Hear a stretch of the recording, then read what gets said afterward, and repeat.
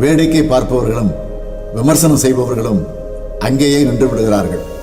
களம் கண்டு உழைப்போரே முன்னேறி சொல்கிறார்கள். திறனோடு அறம் கொண்டு களம் கண்டால் தரமான வெற்றி வரும். இது நம்ம ஆட்டம், களம் நமதே. தமிழ்நாட்டில் உள்ள 12,525 கிராம பஞ்சாயத்துகளுக்கும் ரூபாய் 86 கோடி மதிப்பீட்டில் விளையாட்டு உபகரணங்களை தொடர்ந்து வழங்க இருக்கின்றோம்.